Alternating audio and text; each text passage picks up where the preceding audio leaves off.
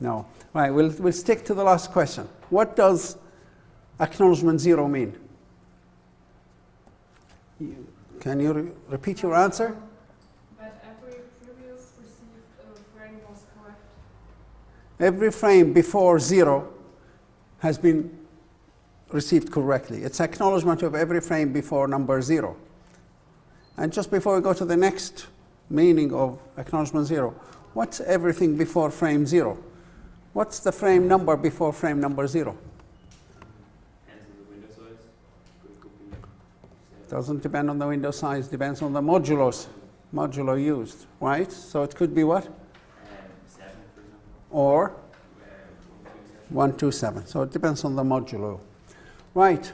What else could acknowledgement 0 mean? Yeah? In the very beginning, the receiver is ready to receive. Okay. Receiver ready. That's immediately after resetting a link. Did you have another? That frame 0 has an error. Maybe frame 0 has an error, and we would like the sender to retransmit from frame 0. Yeah? And that frame 0 is the next frame the receiver expects. And the receiver is telling the sender, this is the frame number 0 that I expect to receive from you next. And if the receiver receives any other number, then it will be out of sequence or the wrong number. Right. And what's the benefit of using those sliding window protocols? Why do we bother using sliding window protocol? To solve the flow control problem, to match the speed of sender and Thank receiver. you. Yeah. That's my next question. What's the flow control problem? When sender is too fast for receiver, sending too much data. Thank you. Wow. Right. And what's the disadvantage of parity error detection systems? Yeah? It has a high rate of redundant data. Anything else? Any other disadvantages? Not all errors can be detected. Not all errors can be discovered using the parity error system. What errors cannot be discovered? Some people are just ignoring me. They are not with me in the class. Yeah? Block of change bits. So we're talking about the parity bit error detection system. What errors it cannot discover? Or what errors it can discover? Anybody?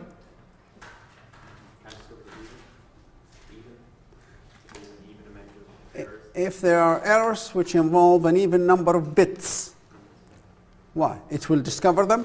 No. It will not discover them. So it will only discover errors. Okay, let me re-say what you're saying. It will not discover any errors that involve an even number of bits in the document, within the document, right? Yes. No, wrong. Yeah? Is it two or more bits are changed, you can't discover the error? Yeah, 2 or more within the document, right? Wrong. What errors would not be discovered using the parity system? The basic parity system? No, it's just the question it's about basic parity. The parity bit error system. What errors it cannot discover? When 2 bits are flipped within 1 byte. Within 1 byte. If 2 bits flip within 1 byte, that's partially correct, but it's not so. What other errors it cannot discover? Yeah? What? No, that's you're talking about the block parity. We're talking about the normal standard parity system. No, it's an even number of bits, 2, 4, 6, or 8. If they flip on the same byte, then they would not be discovered. Not in the same document. You were earlier on said in the document. And what's the advantage of Hamming code error control system? Not only will it be able to detect an error, it'll detect the actual bit that was flipped. It will define the bit so it can be fixed. What condition the generator must have in CRC error detection system? Yeah? It's to start and end with a 1. It must start with the bit value 1 and ends with the bit value 1. The first and the last bit must be 1, no zeros. In between, you can have any values. Any other condition? What other conditions? Must be smaller than the data you're trying to send. Yeah, the data has to be longer than the actual generator in order for it to work.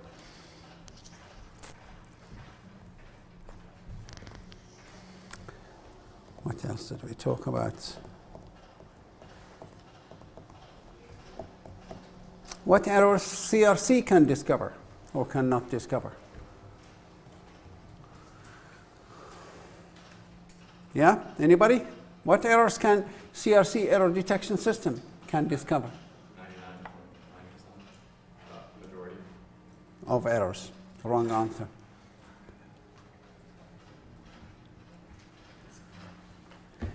If the errors involve an odd number of bits within the entire message or frame, or if it involves an even number of bits, which ones it would definitely discover? It will discover any errors that involve any odd number of bits, 100%. What about the even bits? When it's smaller than the divide, Then the generator. So if the number of bits is even are shorter than the generator, will also detect it will detect it with 100%. And if even, but bigger than the generator, 99. 99.9%. So you could argue between those three things. Oh, well, It yeah, you discovers can. The vast majority of it. Whether it's 99.9 or is it 99.09? I think 6.9 though. Okay.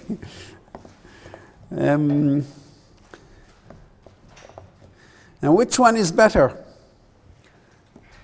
Dangerous question.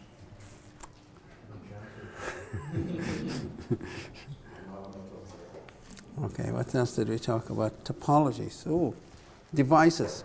Which one is better, a switch or a hub?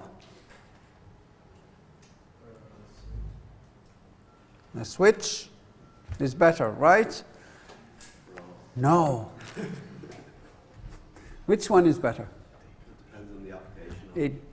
It depends. Right, give me one factor that based on that factor you say a hub is better than a switch.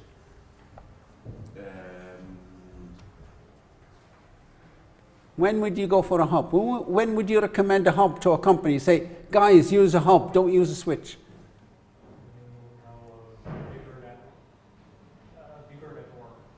A bigger network. Don't think so. When you're checking for small costs, when you're worried about the cost, a hub is cheaper than a switch. But if the network is bigger, probably a hub would not be a good choice. Why not? Why is a hub may not be a good choice? What's the disadvantage of a hub compared to a switch? Anybody? It's less intelligent than a switch. So what? To me, I'm an ordinary person. I don't care whether it's intelligent or not. Does it work or not? That's what I want to know. And does it work well? It's just, it takes the message and I didn't ask you how does it work. I said, why is it not better than the switch? What's the disadvantage of a hub compared to a switch? If you're managing a large enough network, you may want to consider a router and connect up multiple switches. So we're talking about a local area network. I'm just talking, about a hub or a switch now in a local area network. And the switch has more processing power and So what advantage does that give me? What do you mean by more processing power? Does it make the network work better? or faster, or what? I need an advantage, something that can say it's better, it's faster, it's more efficient. I need some advantage. Don't describe how it works. When the questions I describe, well, then that will be a good answer. But now I'm looking for advantages or disadvantages. The switch reduces the collision zones with the port. Exactly, yeah. So performance will be better because a switch will reduce collisions. It actually prevent them. But a hub is all one big collision zone. Anytime two machines transmit, there's a collision. There'd be more collisions using a hub because the lines are shared, because everything is broadcast. Like you tell somebody it's broadcast, they don't understand what's the benefit or disadvantage or advantage of that. While a switch is dedicated lines. But again, to the layman industry, you say dedicated line, they say, so what? So you tell them it's more expensive, but performance is better because there are no hubs. And therefore, different machines can transmit simultaneously without any problems. You can't do that with the hub. But the hub is cheaper. So you need to know the multiple advantages and disadvantages. And what's the disadvantage of a satellite when compared with a fiber optic cable? Or which one is better, a satellite or a fiber optic cable to connect a network, to broadcast a network? To broadcast information to a network. Would you use a satellite or a, which one is better, satellite or a cable? Yeah? Well, if you're trying to broadcast on a larger radius or diameter or whatever, Yeah. you want the satellite. Larger, thank you. So in the case of larger areas, satellite is definitely better. And if you want to broadcast, a satellite is a broadcast medium. So you can broadcast to 10 million people. With a cable, it's point to point. It takes information from this point only to this point. It's very difficult then to connect it to 10 million people. It's easier with satellite. Yes? So which one, are you going to tell me which one is better, satellite or a fiber optic cable? Well, it depends. Satellite would have less setup time because it's already in outer space, Yeah. whereas the cable has to be dug and laid, which is very expensive. It has a very short setup time, and so it's a lot better. It takes a lot longer to lay down fiber optic cables around an area to form a network. Any other advantages? Yeah? I'll go for the fiber optic because it lasts longer than the satellite stays for the Yeah? The lifespan of a fiber optic cable is quite a lot longer than a satellite. What's the lifespan of a satellite, do you know? 20 years. 22? Oh, really, Alex, 22. Wow. Very specific. Where did you get this information from? I don't know. Probably the Discovery Channel. All right, okay. Any other differences? Any other preferences why you might prefer a satellite or a fiber optic cable? Yeah? I think the fiber optic cable would be the more reliable connection. I mean, that is bandwidth and the sign is not disturbed, is less easy. Okay. Are you talking about noise, interference? Yeah. Okay, so it does not, fiber optic cable does not get affected by electromagnetic noise, while a satellite might. If there is lightning or storms in the area, the reception would suffer. Pardon? A solar storm. Yeah. So, right, what's the disadvantage of a satellite? I imagine it's harder to do maintenance on it. Say again? I imagine it's harder to do maintenance on a satellite compared to maintaining a... Yeah, but that might be an advantage. You don't have to do any maintenance. If it breaks down, you ring another company, switch the satellite, use another one. There are plenty of them available. Yeah. A fiber optic cable could be seen as more secure than satellite connection Why would it be more secure? because you can't splice into a fiber optic cable, whereas you'd be able to pick up, say, transmission to a satellite and then maybe decode it. Okay. Any other reason why it's more secure? So you can't splice it, you can't tap it. But any other reason why it's more secure than satellites? Fiber optic cable. We have our own system.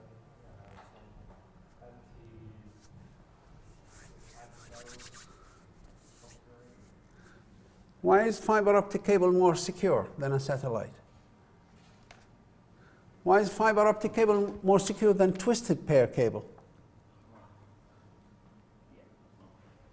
Why is a fiber optic cable more secure than twisted pair?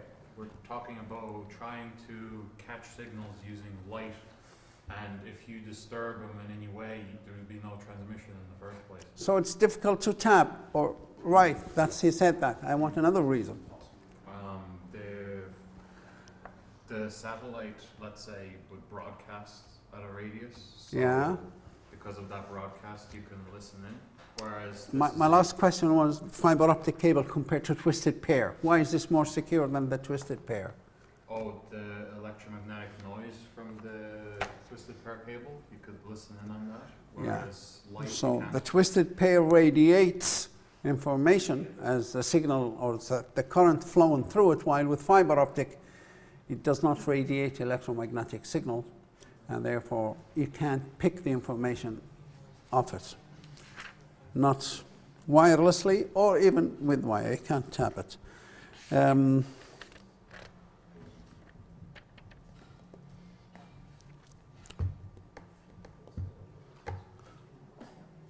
When do you recommend in an office or a company, you say, guys, you must get a switch, we need a switch? When would you say that?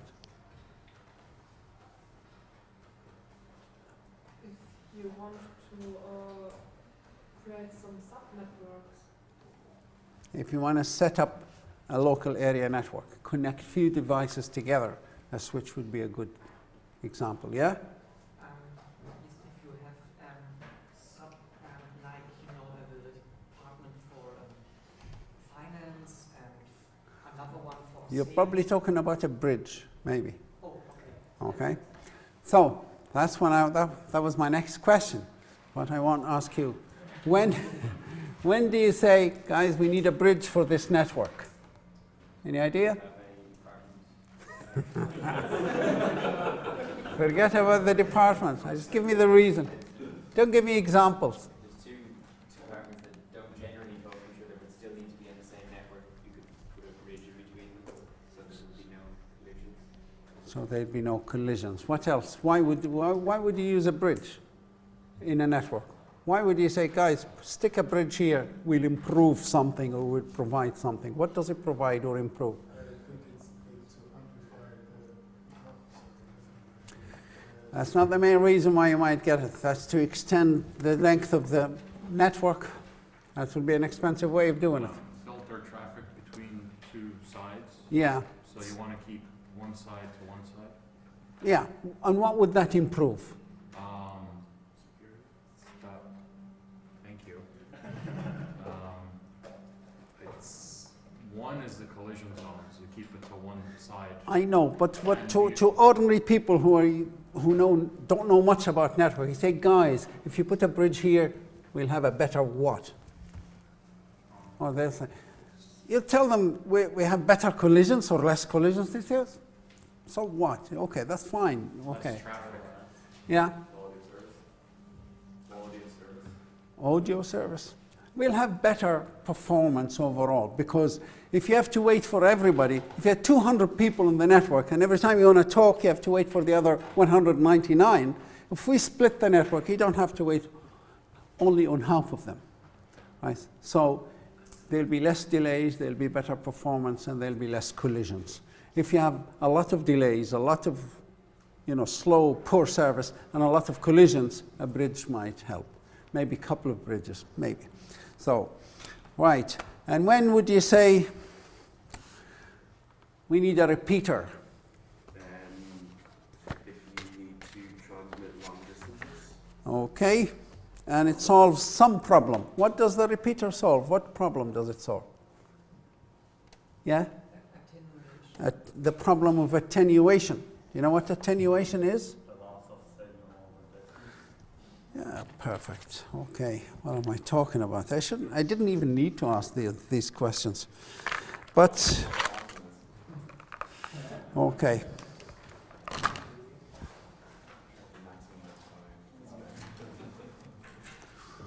What's a piggyback acknowledgement? Guys, yo, piggyback acknowledgement? Any idea what it is? No, let's keep.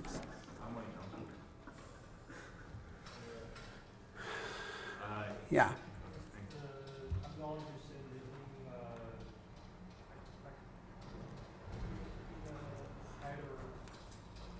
Okay. It's an acknowledgement sent through another frame that might be going the same direction. Okay. So sending an acknowledgement without actually sending a separate frame. Put the acknowledgement on top of a, or inside a frame that happens to be going in that direction, inside an information frame that's going in the same direction. So, and it's independent of it. It's got nothing to do with it. It's not related. That acknowledgement is not related.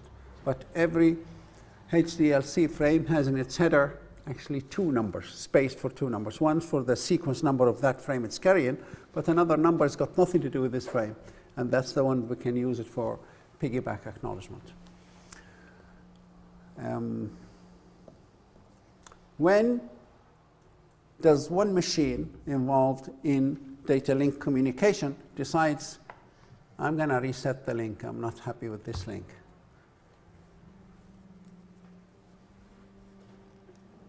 Right, yeah? When it receives an acknowledgement that is way out of order. Yeah, Like or an information frame that's way out of sequence as well, okay? If I send you frames 1, 2, 3, and then the next one I send you frame number 70, you say, wow, this guy is crazy.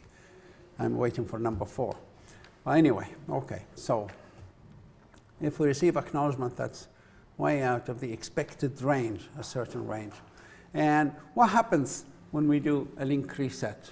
What are the number of maybe 4 or 5 things that actually will take place, preferably in the right order or sequence? What do you do if the two of us were communicating and suddenly I send you reset request, link reset request? What will you start doing? There's a sequence of things that you should actually do, your machine at the data link layer. Okay, who wants to go white? Could you roll back to like the first frame? Roll back to the first frame. Good answer, but it's not the right answer. Okay, so there are a number of things, maybe not in the right sequence. Just tell me one thing you do if we are resetting the link. We'll renegotiate parameters. That's true. Anything else? We send as acknowledgement 0 versus send. Receiver ready. That's at the very end. When we finish resetting the link, everything has worked, we'll exchange receiver ready. So that'll be the last thing we do. Right, so these are two things, yeah? So reset link request, which can be accepted or refused by the receiver. Yeah, so the receiver should send back, yes, okay, confirming we will reset the link, or at the same time they'll send a reset request as well. So both will be, yeah? You must determine the window size or the max window size. That's negotiating. Some of the parameters are negotiated. We'll get to those. We'll ask you what parameters we might negotiate. But let's just take them one step. We're going to reset the link, and we're going to send another request. We're going to negotiate the parameters. And once it's done, we'll exchange receiver ready. There's other steps before that. Anything else you do before as part of the resetting procedure? What if you've zeroize all your counters? Remember the next frame I'm sending, or the next frame I'm expecting to receive. I'm expecting to receive frame number 16 from you. No, put it back to 0. Zeroize all your counters. Anything else?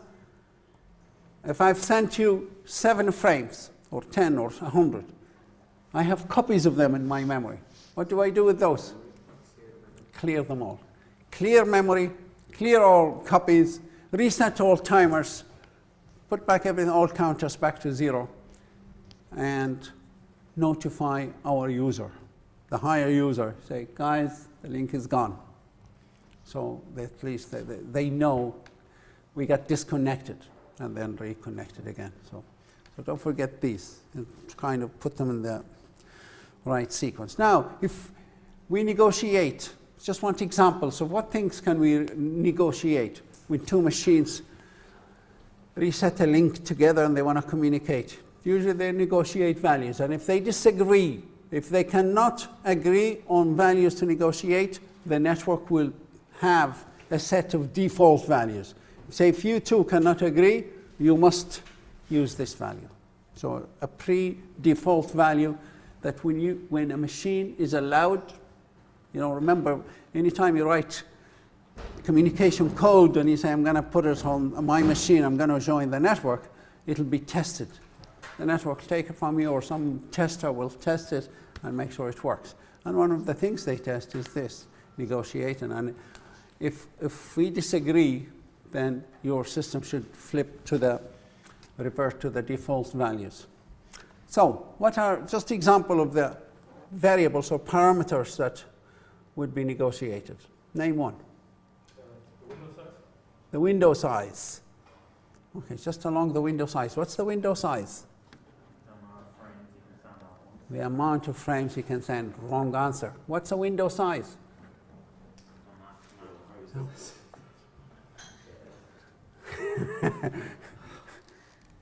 Yeah? Maximum number of unacknowledged frames. The maximum. You said the amount. It's not the amount. It's the maximum. Now, and what is, again, I left that question, but now what is the maximum window size allowed? Yeah? Modulo -1. Very good. The modulo -1. So if you're working on modulo 8, then your maximum window size is 7. So any number up to 7, actually it has to be 2 or greater, and 7 or less in the modulo, in the basic modulo. Right, let's get back to the parameters negotiated. One of them is window size. Name another parameter, yeah? Retransmission time. That's how long the retransmission, how long will we wait? If we send a frame and we don't get an acknowledgement for a long time, what is that length of time before we retransmit the frame? Anything else? There's also the number of retransmissions, the maximum number of retransmissions. What happens if I send you a frame, I get nothing, or send you maybe window size frames, whatever the window size is, send you 4 frames, and I wait, no acknowledgement. My timers go off, send them again. No acknowledgement, timers go off, send them again. How many times would I be, expected to repeat retransmitting these frames without any word from you, without an acknowledgement from the other machine? This is also a number that's usually defined by the network or negotiated, one of the parameters. So the number of retransmissions allowed, yeah? Anything else? Any other parameter? Yeah? Max frame size. Frame size, yeah? Or the maximum frame size, yeah? Sequence number. The modulo used, the basic modulo, or... Okay. Anything else? Right. That's enough now.